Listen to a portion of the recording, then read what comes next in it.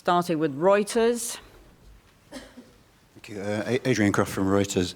On the possible uses of some of the money in the NATO central military budget, there seems to be some differences of opinion between the member states as to what use this money might be put to in the future. Have any agreements been reached on that?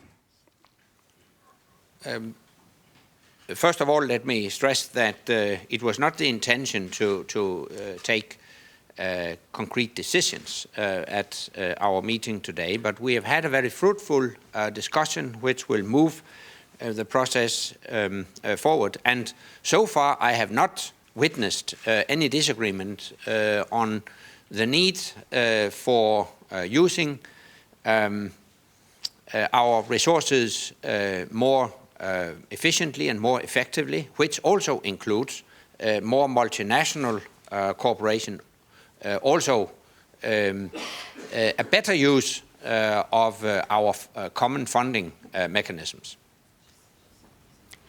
Associated Press. Secretary General, this morning you said NATO has all necessary plans in place to protect and defend Turkey if necessary. Can you tell us exactly what kind of action would be needed to trigger those plans?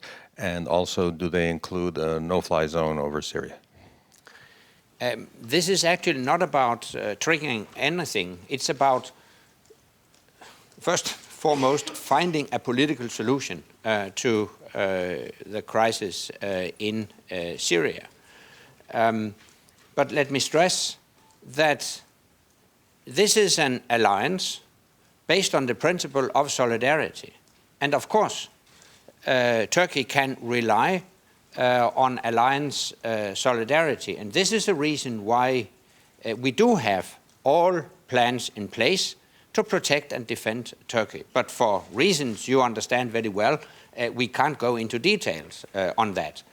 Furthermore, we hope that it won't be necessary to activate such plans. We do hope to see a political solution to the conflict in Syria. And once again, I have to say, I do believe that the right way forward is to find a political solution. And to that end, we need a strong and unified message from the international community to the leadership in Damascus that they accommodate the legitimate aspirations of the Syrian people. Die Welt. Stefanie Bolzen, German Daily, Die Welt. Follow up on this question. You said this morning that plans are in place to defend and protect Turkey. But can you, I mean, this, as we understand, is in the context of contingency planning. How often are these contingency plans updated, and when was the last update for Turkey then? Yeah, but as you know, as a matter of principle, we never comment on contingency planning. But I think you would be surprised if a defense alliance as NATO didn't have in place necessary plans to defend and protect all our allies. But it goes without saying that taking into account the situation at our southeastern border, we have taken the steps necessary to make sure that we have all plans in place to protect and defend Turkey. But I think you understand very well why we can't go into details when it comes to such plans. But obviously Turkey can rely on alliance solidarity. But let me stress once again, the focus of the international community should be to find a political solution to the conflict in Syria. It's absolutely outrageous what we are witnessing, and I understand very well people's frustration.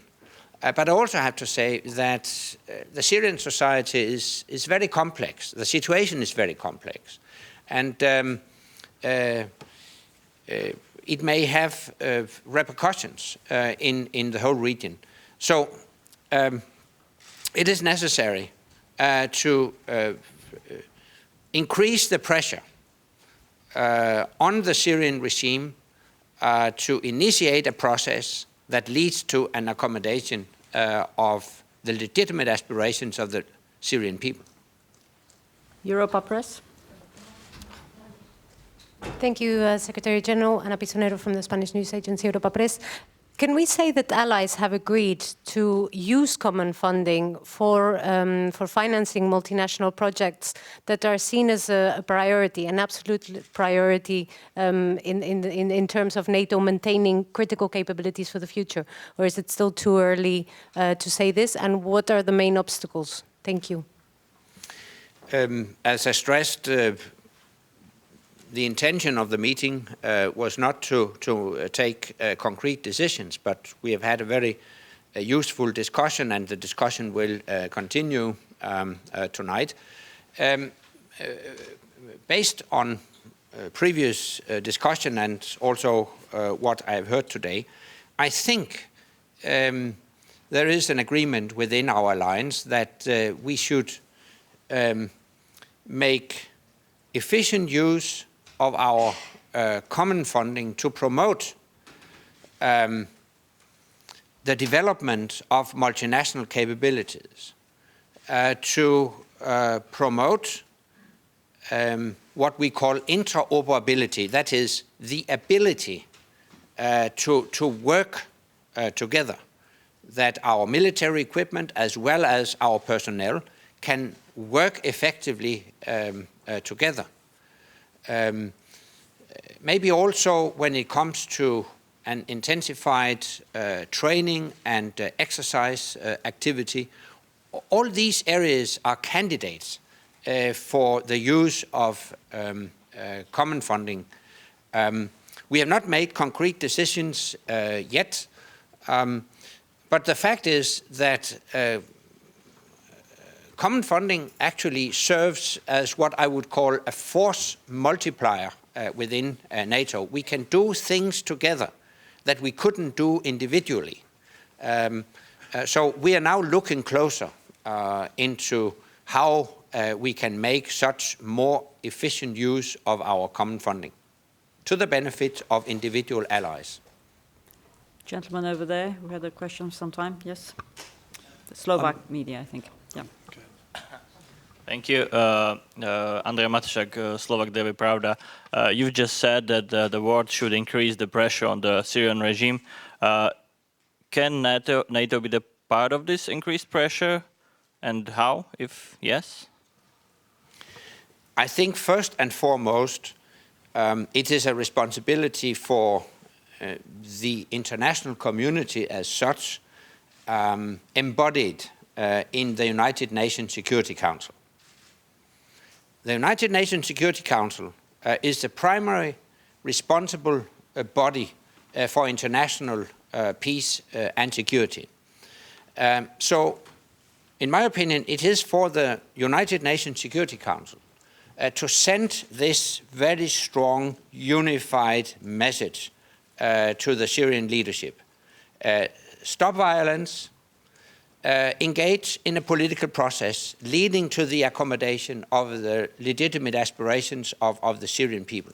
I strongly regret that so far the Security Council has failed in finding an agreement on a legally binding resolution that could send such a strong message to the Syrian leadership. And I do believe that this failure to find an agreement within the UN Security Council has sent the wrong and very unfortunate signal to the Syrian leadership. If we are to facilitate a political solution, we need a much stronger pressure from the international community on the Syrian leadership.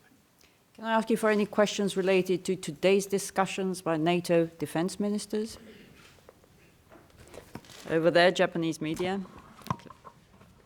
Well, it's a very simple question. Could you share some of the discussions are made in terms of the situation in Syria? Because you couldn't tell us what kind of discussions are made, especially including how Turkey presented its own problems.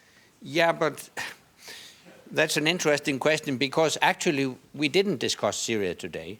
But of course, I don't blame you that you ask questions about Syria, because that is obviously the news of the day. But I have to tell you that we have not